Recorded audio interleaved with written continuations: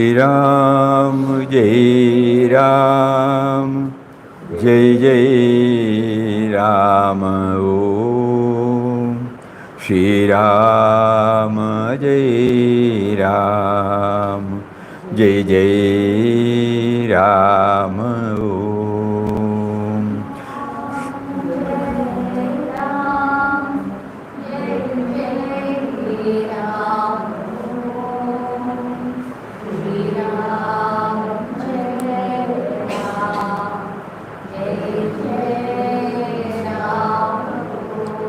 Shri Ram, Jai Ram, Jai Jai Ram, Om.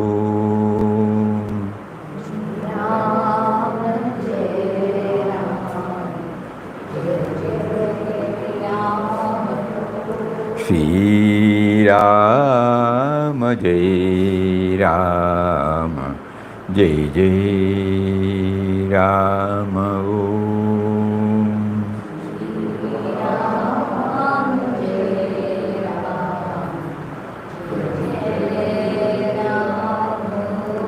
Shri Ram, Jai Ram, Jai Jai Ram, Om Hari Om, Om Shri Ram, Jai Ram, Jai Jai Ram. Hari Om to everybody. Pranam, Pranam, Pranam, Pranam, Pranam. For the sake of friends who have come here for the first time, we are now going through an in-depth study of Srimad Bhagavad Gita. Not in the usual conventional way. We have all reverence for Bhagavad Gita, but we keep it in the shelf. Here is an attempt from shelf to the self, or lab to the land. That means it's a Herculean task, uphill task. So at the moment, we have been prompted to take up a few slokas from each chapter. Go through the meaning. None of us are conversant with Sanskrit. Go through the meaning and then try to pause for a moment. How does it get connected to our daily life?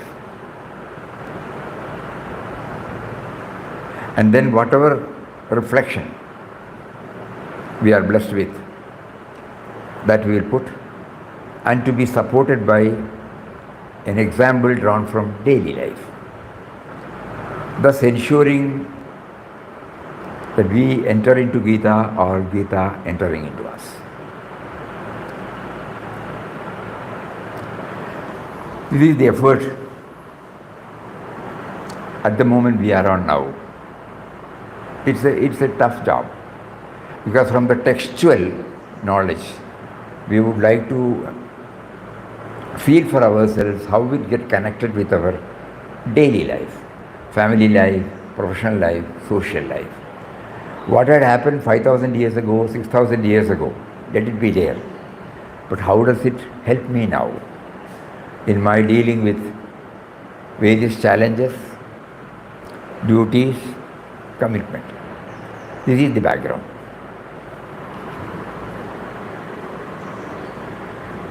A few lines on this basis.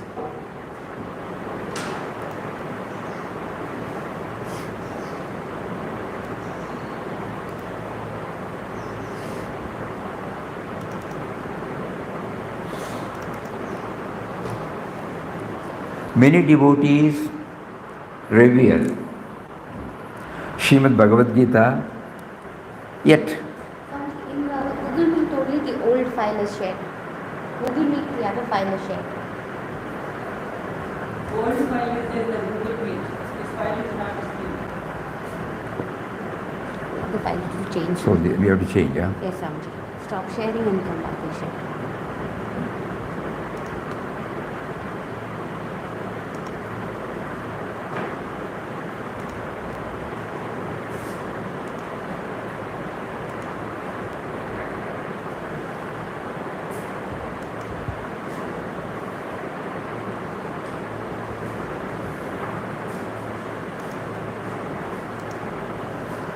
Many devotees revere Srimad Bhagavad Gita, yet its wisdom often remains distant from daily life. This may be because its teachings seem removed from everyday experiences. To bridge this gap, we must first see the Gita as a timeless refinery, transforming our thoughts, words, and deeds to align with divine awareness. Step by step, Gita teaches us to build a strong character by refining our psycho-physical energy system. This system, comprising intelligence, discrimination, will, and emotion, is a powerful tool for human growth. When refined, it cultivates creativity, courage, determination, focus, and innovation. As this inner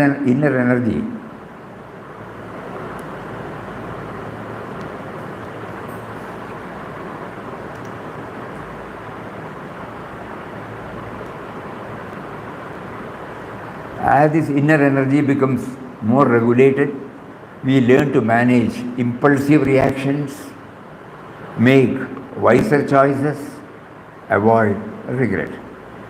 Out of his love for us, he draws us to the celestial song, the Bhagavad Gita, so that our mind is gradually refined to recognize that he is working out his will through us.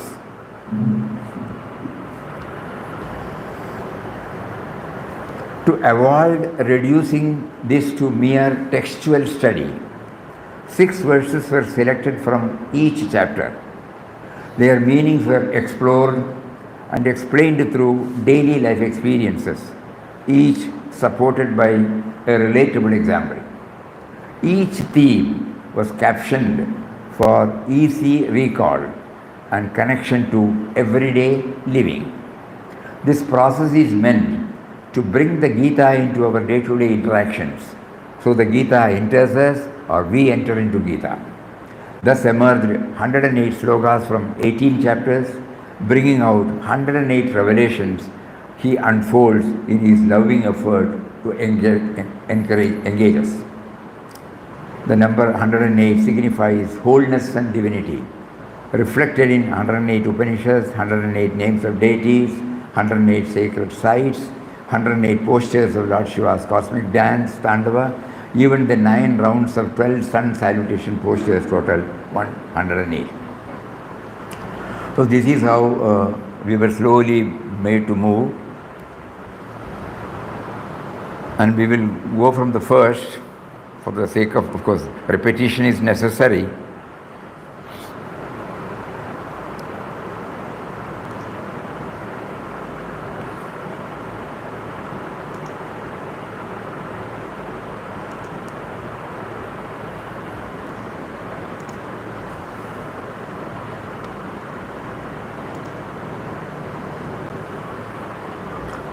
First and second, yesterday we have finished, No? Third one, okay. Okay. We'll go from the third first. First and second chapter on the same lines. Now we are in the third one, Karma Yoga. 6 slokas were selected from 43 slokas. Key theme, act with dispassion, let go of attachment and aversion. After introducing the self and right knowledge in chapter number 2, Krishna now brings focus to selfless action. In Karma Yoga, action becomes a means of refinement, not a burden, but a path to freedom when done without ego, without clinging to outcomes.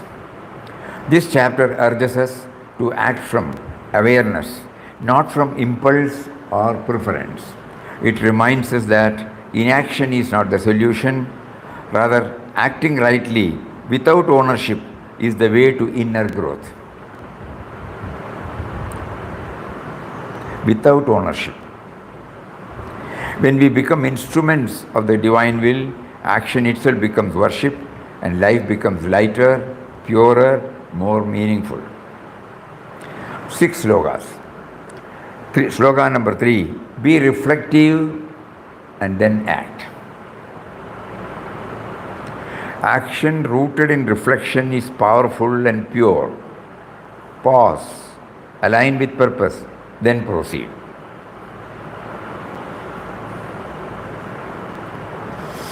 Many of us, or most of us, would have gone through in our life, God has taught us through experience how important, relevant these points are. Be reflective and then act, not in an impulsive way. Sloka number 7. Replace the present with a move toward the future.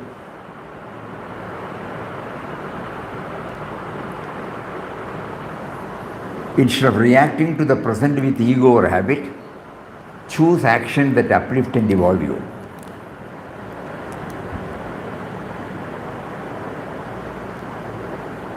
Number 19 Shloka.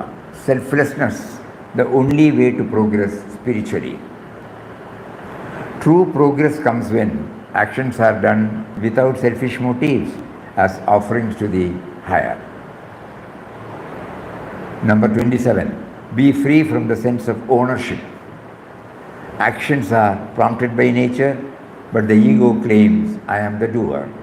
Let go of this illusion and become free.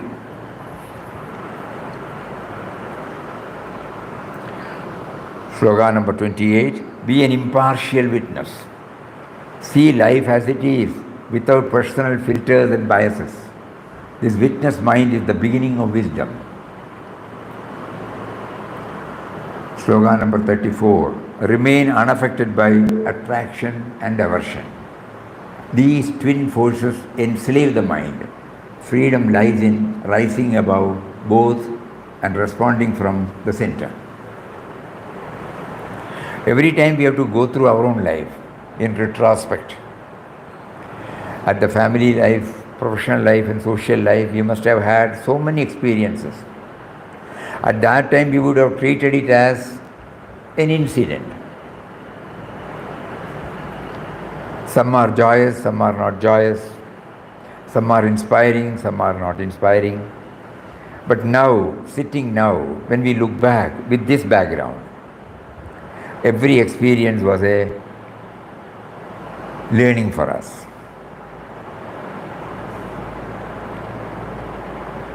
This is what exactly Bhagavad Gita wants us.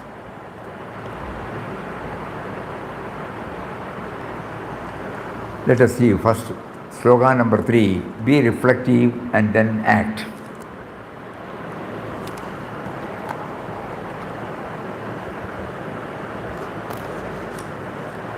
Lokesmin dvividha nishta pura prokta maya nakha jnana yogena sankhyanam karma yogena yoginam.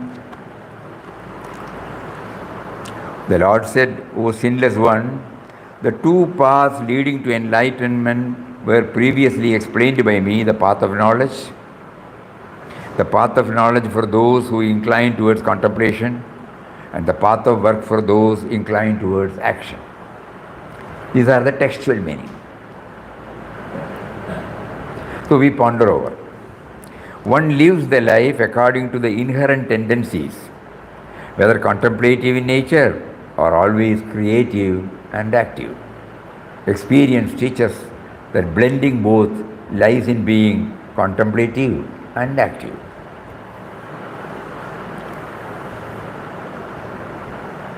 The various pros and cons, So it is not by academic learning we are trying to improve the quality of our life. It is trying to recognize the learning from our experience so far lived and then link it to the textual. This is the difference. Because the experience comes before us. We parade before us the life so far lived. And then now try to understand it. Example, one person from Mumbai is by nature calm and cool.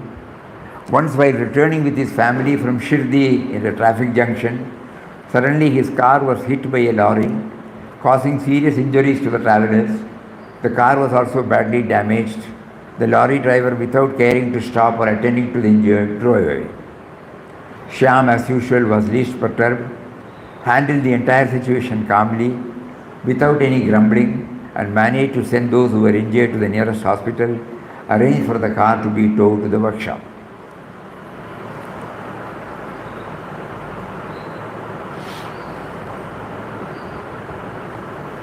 Anybody can interpret it in any way. But here, the contemplative, be reflective and then act. What is needed at that particular time, that has to be done, Any delay in that would cause serious damage. This is what exactly he told us. It is all right, what the other person has done is not right. So, but at the same time, what is to be needed now? With a calm and cool mind and handle everything beautifully. So through Gita, anybody can interpret Gita in any manner. That is why so many commentaries are there. So we are approaching it with a different perspective. How does it help me to know that a refined mind can handle everything coolly, calmly, effectively, efficiently?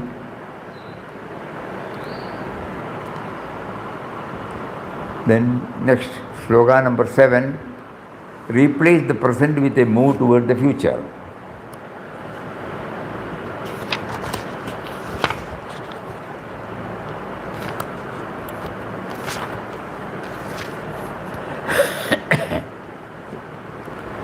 Yastvindriyani manasa niyamyarabhade arjuna karmendriyai karma yogam asakta sa vishishyate.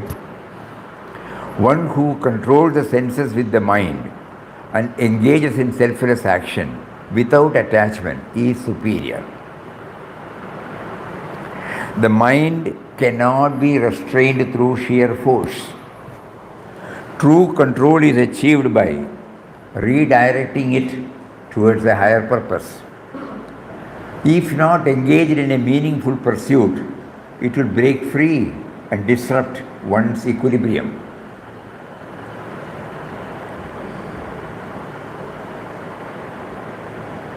Control the senses with the mind. So we go back to our own life. And this is what comes. The mind cannot be restrained through sheer force.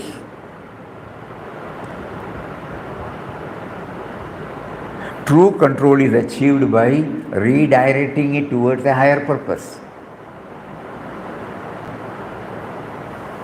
If not engaged in a meaningful pursuit, it will break free, disrupt one's equilibrium. We go through our own experience and find how God taught us. And one we have picked up. A camera loaded with plain paper will not capture any image, no matter how well lit the object is. However, if the paper is sensitized, even a brief exposure will imprint the image. Similarly, the mind, when focused on a higher goal, absorbs noble impressions, stays aligned with that purpose. Here, everywhere we should be very clear. We are guided by the experiences God made us to go through. This is the fundamental factor in this approach. Because we have all come from Him. Bijam Mam Sarva Bhutanam. No? We are all taken care of by Him. Sarvasya cha aham hridi sannivishtam. I am there in everybody's heart. Samam sarveshu bhudeshu. I am equally there in everybody. So he keeps on harping this, hammering this throughout, through so many slogas.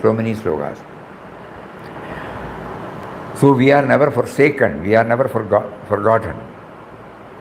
So when we were not knowing it, we started our life with the me and mine, our projected image, hardly recognizing that we all owe to him everything. In the form of our very birth seed, right from the seed stage up to this moment, everything is being provided by it. So, God has also provided enough teachings and learnings. But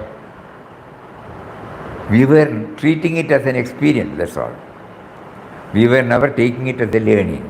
Param Puja Papa used to say, the world we live in is a school in which observation and experience offer us immense possibilities for self-improvement. Nay, the world itself is Guru or God.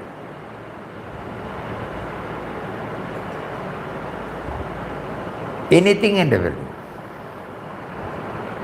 At the family level, professional level, social level. So now this offers an opportunity for us to bring back. At that time we were thinking that it was an experience for us. We lose, we gain, we were happy, we were not happy, so many labels we have put. But now the indwelling and all-pervading reality is providing an opportunity for us. It's all right. You go in retrospect. I have offered you so many opportunities to learn so many things. You did learn, but you did not know that it was a learning, that's all. So now an opportunity is given. From the tiny experience to the gross, everything has a purpose because everything has been ordained by Him. Because we were not aware, we only remember a few. But now when we go back, now after this, when we go through this, we will try to become more and more vigilant and attentive. When we go out to this session, when we see a plant, when we see a tree, when we see an old leaf, when we see a flower, when we see a flower lying at the bottom, when we see the sky, the clouds, the sun, everything, we try to learn. What is it that I have to learn? You are provided. This is a school.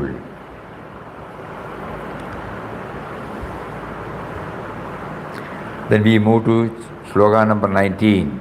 Selflessness is the only way to progress spiritually.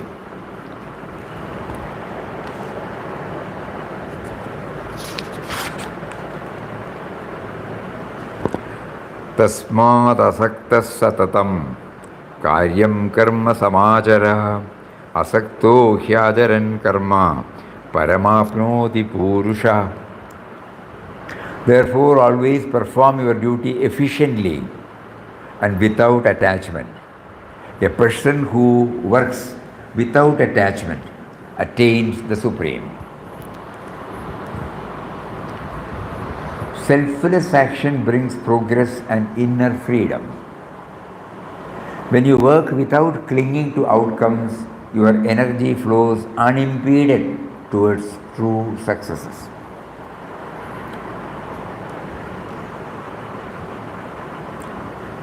Lalita, a dedicated teacher in a rural village, spent years educating children who had little access to resources.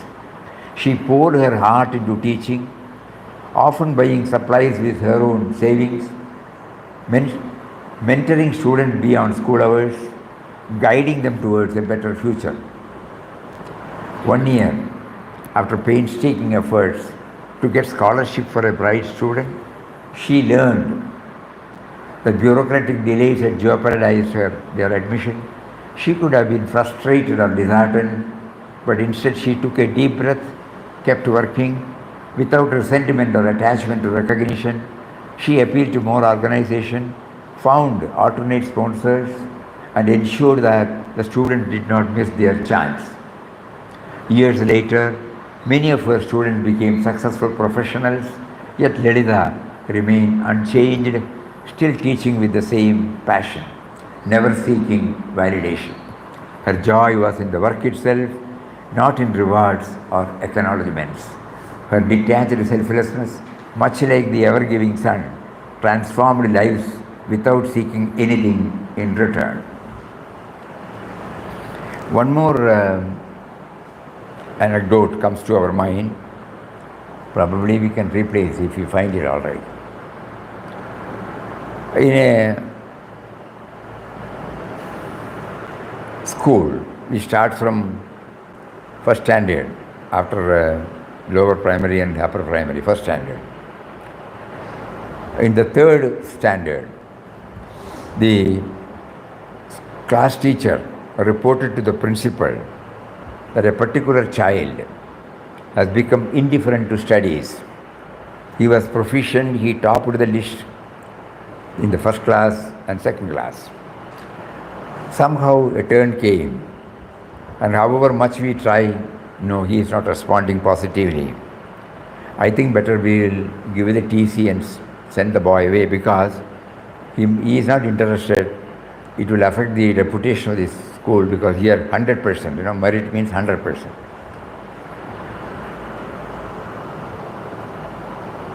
The principal did not say anything. In her own way, she was able to identify the child without informing anybody. And there was some vacation, I think puja holidays or Christmas, we don't know. So she announced, she asked all the children to gather, especially this lower primary, and said, tomorrow there will be a function here before we close for vacation. I want you to give something which you like most to me. People, by and large, they all come from elite class. They were all enthused. So they went back to their home, informed their parents. Everyone brought so many presentations, costly items, impressive items. The principal was focusing on this child. She had a small bag. When everybody came forward to give presents, she kept it there.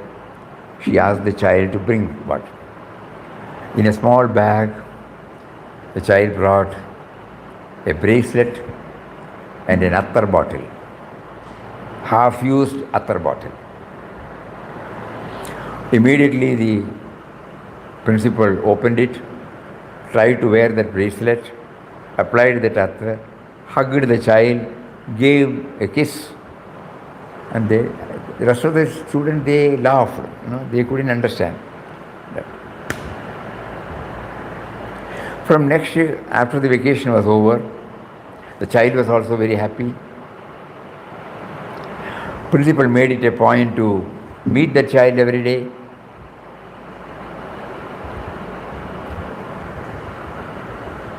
What was latent in her was touched and kindled. The child was doing well in studies, top of the list. Went on. Same tempo was maintaining till it reached the +1. The principal never forgot to get in touch with, always. So after that he had to move to another college. Still the contact was there. He got placement. Years have rolled in. The principal has also retired. One day she receives a letter, an invitation letter with a handwritten note.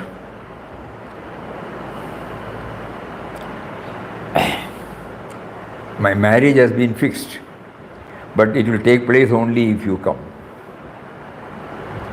All arrangements will be made. Gave the address everywhere. She has become very old, but she remembered the child. He went, the air ticket was booked. He went to the airport to receive her. As soon as she came out, he has become a big man now.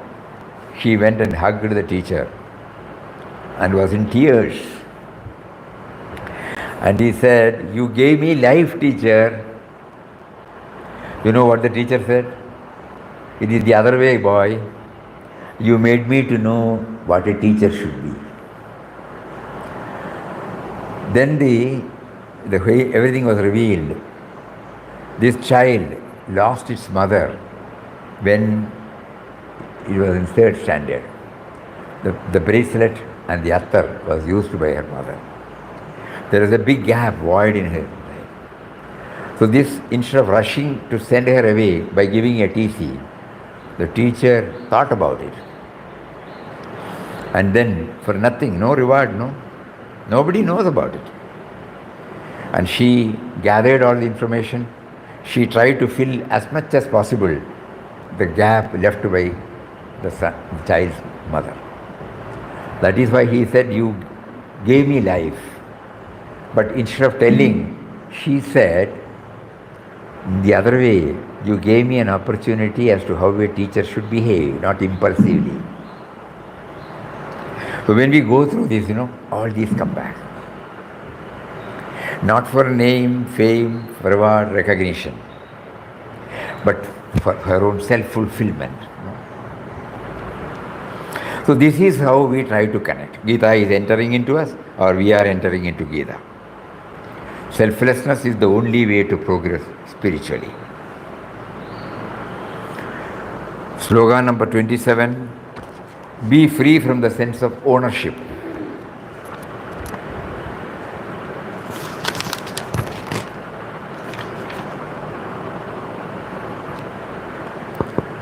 प्रकृते क्रियमाणानि गुणैकर्माणि सर्वशः अहंकार विभूडात्मा कर्ताहमिति मन्यते. All activities are carried out by three gunas. But in ignorance, the soul, deluded by false identification with the body, thinks of itself as the doer. Wherever there is a mind, actions naturally follow. These actions originate in the mind, gain strength from the mind, and are ultimately executed by the mind. However, due to mistaken identification with the mind, the individual falsely believes that he himself is the doer. This ego, which arrogates action to itself, inevitably develops anxiety over success and an intense attachment to the results.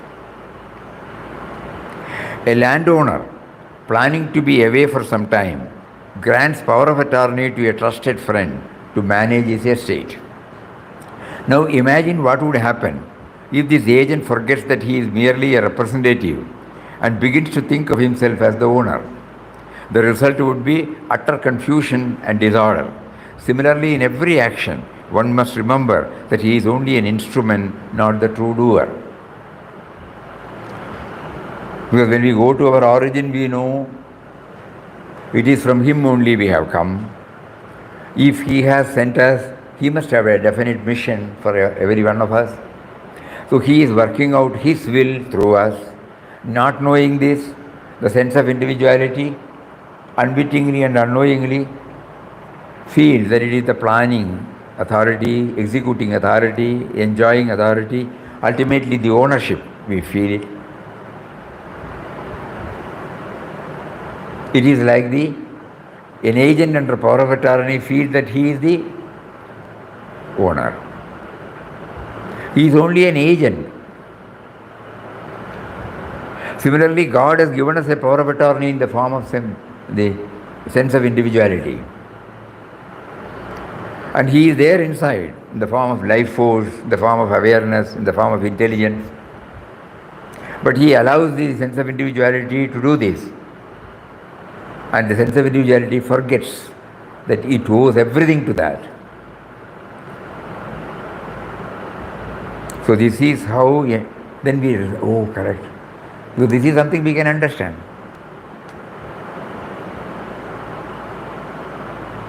When we open a bank account or a fixed deposit, they will ask for a nominee, So we put a person to whom we want that to go, suppose anything happens to us.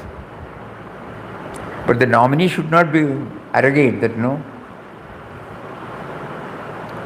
that I am the owner of it. I am only a nominee. When I reach that state, I become the owner. Start thinking. So these are all something which we learn from our daily life. So we are connecting it with the theme of the shloka. Shloka number 28. Be an impartial. Yes, yes. Ah. Whatever we are enjoying as our own is really God is the real owner, and he could be least to us. The real owner can always take that thing whenever he wants. So he will really every time whenever we have property or material, these things are our own. So really belongs to God. This is what is the first problem. Remember the real owner is God. So who is the real owner, he can take it back whatever he wants. Correct. So that's right, exactly right. But here every time we should know, not because somebody told us. We have to dig ourselves. Whatever intelligence the body has been given to us, field has been provided to us, wherewithal has been provided to us, through Mother Nature and society, everything has been taken care of by him. I must keep on hammering this to myself. But in the Vyavaharic field, I may pretend that I am the owner. Just like the bank cashier, he is handling crores of rupees. The bank manager, when you go for a loan, he will ask half a dozen questions and release the amount if the parameters are answered. Because he knows it is not his money. He has to look after the interest of the depositors or the government. So he takes care. Though he handles, he decides. This attitude should be there. These are all Bhagavad Gita, Think about it, any profession. Suppose you are working in a company and we are chartering, having a project, and so many people work under us. If this is writ large in our mind, see what an amount of change it comes. In the Vyavaharic plane, we identify ourselves. But in heart of heart, we know it is not ours. The agent under the power of attorney will attend to all affairs of the estate. Men management, financial management, statutory management, everything he will attend, as if he is the owner. But at heart, he knows he is not the owner. He is only discharging the responsibilities entrusted to him. So this we learn from our practical life, and then we connect it to Bhagavad Gita. So that it gets authenticated. Yeah. The Shastras authenticate, because Shastras are verified sciences. It is not a dictum or a dogma imposed on us by anybody. Sanatana Dharma does not do that. Everything is verified, and therefore everybody can verify it also. So slogan number 28. Tattvavittu mahabaho gunakarma vibhagayo guna guneshu vartante iti matva na sajjate. O mighty armed Arjuna, illumined person distinguish the soul as distinct from gunas and karmas. They perceive that it is only the gunas in the shape of the senses, mind and others that move among the gunas in the shape of objects of perception, and thus they do not get entangled in them. This verse reinforces the idea that the self is distinct from actions performed by the body and mind, which are driven by the three gunas, qualities, sattva, rajas, tamas. When we truly understand this, our likes and dislikes, that means attachment and aversions, loosen the grip, and we act without being personally affected by outcomes. We try to accept the guna. Somebody, for no fault of us, shouts at us. We know that person is a good person, but he has got a weakness of short temper. So we will wait. If somebody asks, he is a good person, at the moment he is, after some time he will cool down, we can tell him. Like that in every, we try to identify. And most of us would have handled many such matters. rising above the individual level. Even in the, not only in the family level, in the professional level, umpteen number of opportunities would have come. When we carry on with our colleagues, bosses, so many, because each one is having distinct character, Each one's preferences, priorities are different. Rights and wrongs, likes and dislikes are different. But on the whole, we want their output. So how did we handle? We don't look at only one side. We look at a comprehensive picture. This is what is mentioned. So, and recognizing the gunas at play, just as an actor plays different roles but remains unchanged behind the scenes, we realize that our personality, traits and emotions arise from the gunas, not from the self. I am aware of my short temper, that is what I am aware of my this thing.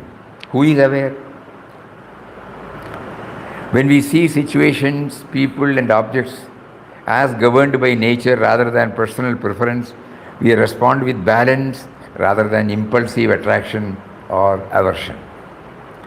By shifting identification from the ego to the Atman, we continue acting in the world without being internally disturbed. Imagine a referee in a game.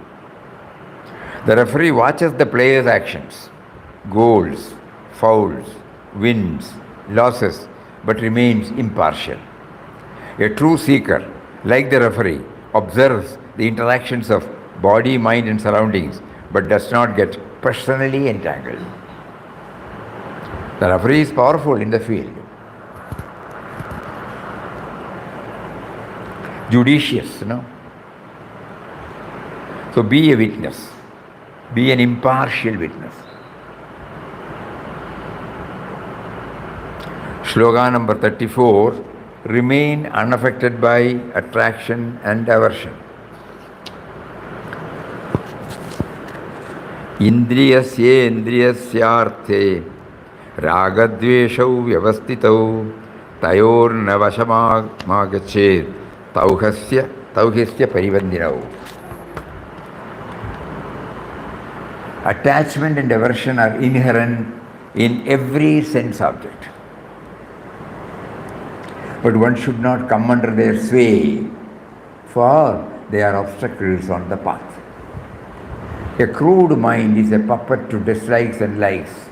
A refined mind remains free, choosing wisdom over impulse, clarity over confusion. The sun shines equally on all. On a palace or a prison, on a lotus or a muddy swamp, it does not get attracted to a beautiful garden nor repelled by a barren desert. Its nature is to give light and warmth, unaffected by what it shines upon. This is visible, verifiable. A boy of 3 years age could not pass urine throughout the day, got restless and started screaming. He was taken to the pediatrician. The doctor immediately made him stand on the bench, started pressing the abdomen. Suddenly the urine splashed on his face and the clothes of the doctor. Seeing this, the father of the boy felt highly embarrassed, but the doctor was supremely happy that the boy was relieved from his suffering. It is also to be noted that in the medical and paramedical professions, attachment toward the patient will not be there, though there will be love and care for the patients.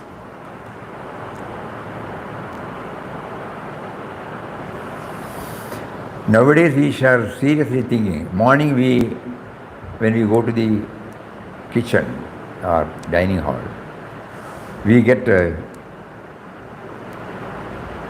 our food. We name it as tasty. We eat, we enjoy, we come back. After 5-6 years, when we have to go to the toilet, it does not come from anything outside. Same thing goes out, which we don't take it. When we start realizing it, our attachment or aversion will not be there. Body is to be maintained with food, something is needed. After what is needed, whatever that is left out is purged out. That is what the medical profession, they even take the stool test, urine test, phlegm test, sputum test, So everything they take. Then we understand, they are also like, so attraction and aversion. We have to think about it. That is why every chapter is related to our workaday life. Remain unaffected by attraction and aversion. So that is how this particular chapter ends.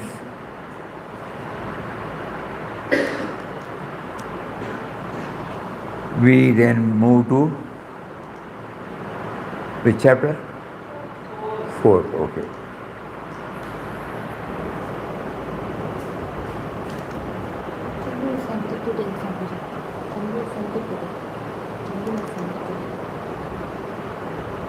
Chapter number 4.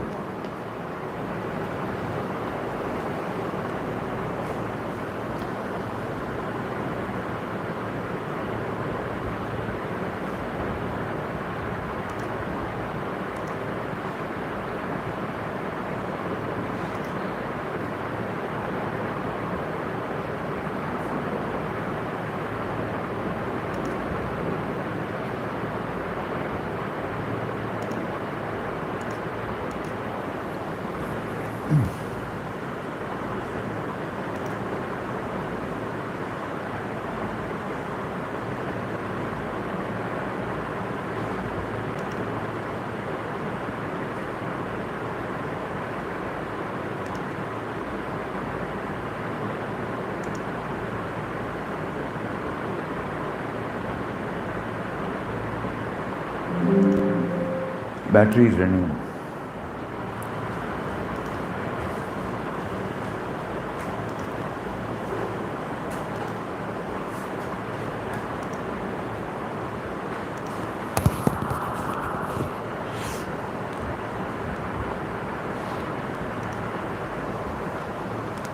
Chapter number 4, Jnana Karma Sannyasa Yoga, total 42 slokas.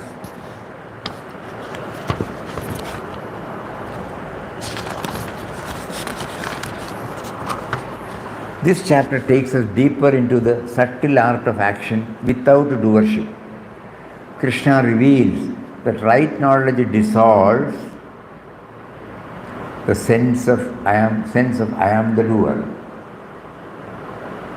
allowing the seeker to remain inwardly free while outwardly engaged.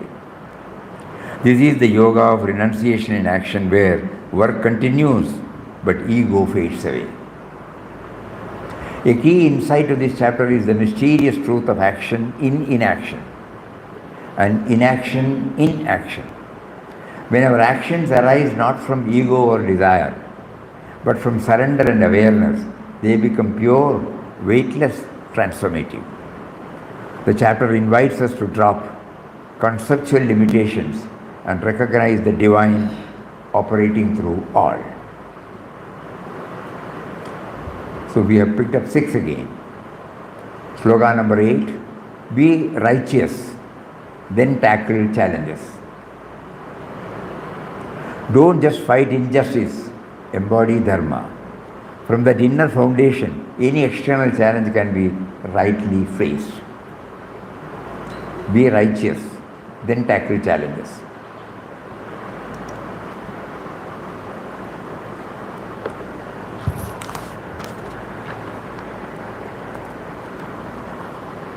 Slogan number 11, develop positive indifference in all circumstances. Positive indifference. Accept all responses from life with a balanced degree, neither clinging nor rejecting. Udasina. Number 14, stay unshaken by the shifts around you. The wise remain unaffected by praise or blame, action or result, rooted in the unchanging self. Slogan number 20, engage fully in action while staying detached. Let go of mental ownership. Do your best let the results pass through you. Number 23, try to come out of conceptual presence. Ideas like this is mine or this is who I am bind us. Real freedom begins where concepts end. 24, transform work into worship. See every act, big or small, as an offering. With this shift, even routine becomes sacred. So 8,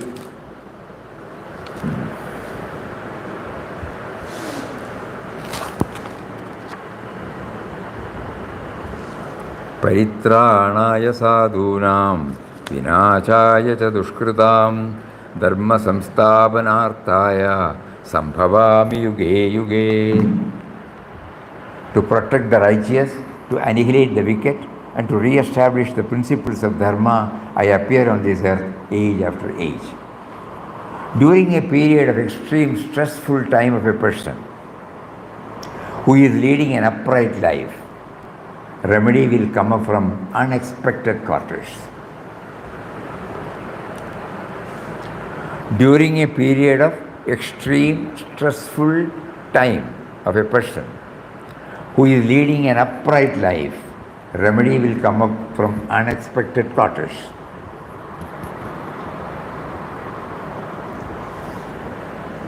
The transition of Vittal Rao to Swami Ramdas, that is itself is there. Arsha Swarup from Bangalore forgot his laptop in the auto rickshaw in which he was traveling. Fearing the loss of the essential data that the laptop contained, Swarup quickly made a police complaint at the local police station. Though the constable was not confident about getting back the lost laptop, Swarup was positive. That very night, true to his sankalpa, Swarup got a call from Shiva, the auto driver, that the laptop was safe with him and that he would return it the next day, which he did by traveling 19 kilometers one way. This episode reveals not only the honesty of the auto driver, but also the optimistic outlook of Swarup. Shiva told Swarup that earlier also he was blessed to have the mindset of returning a bag of containing 40 lakhs belonging to another passenger. Unexpected.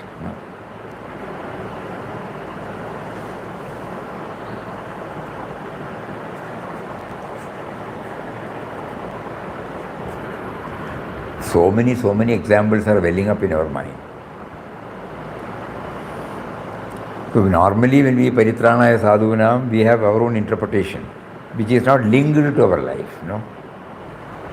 Here we find, yes, he comes to us, God comes to us. Whenever he puts me to pass through severe, tense moments, stressful period, he will come to us unasked.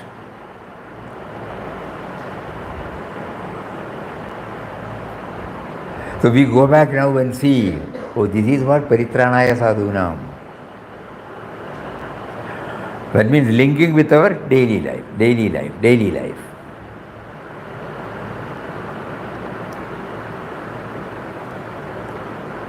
And it stays with us,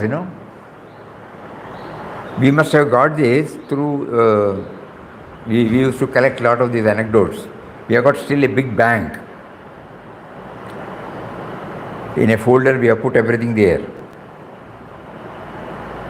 We must have got this more than 15 years back. Now, with photo everything. Everything is there. All are only live incidents. And then, these live incidents, how does it come back to us? Just imagine. Because God wants us to remember that. Don't get disheartened, dispirited, discouraged just because I have made you to pass through one trying moment. I just wanted to test you, as if he is telling, If you hold on to it in a mysterious way, I will come and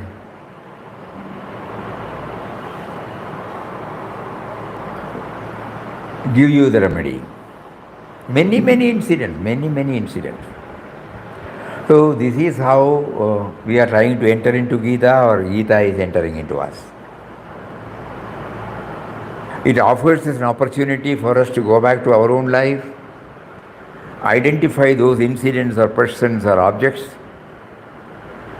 which have touched our thing, connected with the theme, come out of the textual theme, otherwise we will not be able to connect. Because our own, he makes us to think what had happened 4,000 or 5,000 or 6,000 years ago. What has it got to do with you today? So I have given the theme at that particular, in a particular way. Eke out the theme, apply it in your daily life, so that you are assured now, yes, God will come to me in times of crisis. This is how we are being led now on this in-depth Gita study. As we said yesterday, we are going tomorrow. Tomorrow there won't be any Satsang. Day after tomorrow we will find out in that particular place if, what is it? Wi-Fi facilities are there. We are also carrying a dongles. We will try our level best to be in touch with you and then continue this in-depth study process. Otherwise, Shraddha will inform you it is not possible. Hari Om. Om Shri Ram Jai Ram Jai Jai Ram Om Shri Ram Jai Ram Jai Jai Ram Om.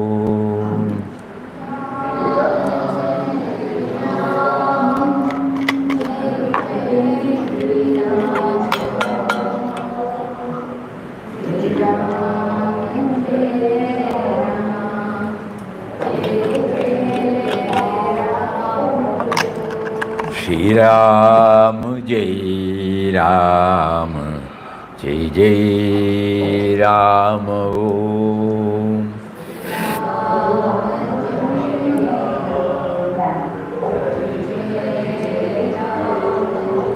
Shri Ram Jai Ram Jai Jai Ram Om.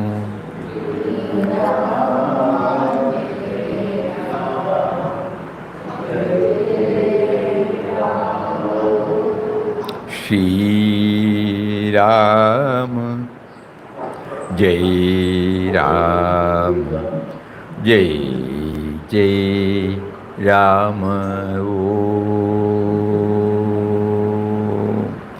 Hari Om to everybody, Hari Om to everybody. Pranam, Pranam. Pranam. Namaskaram, Namaskaram. Pranam, Pranam. Pranam, Pranam, Pranam. Namaskaram, Namaskaram, Namaskaram. Hari Om, Hari Om, Hari Om, Hari Om, Hari Om.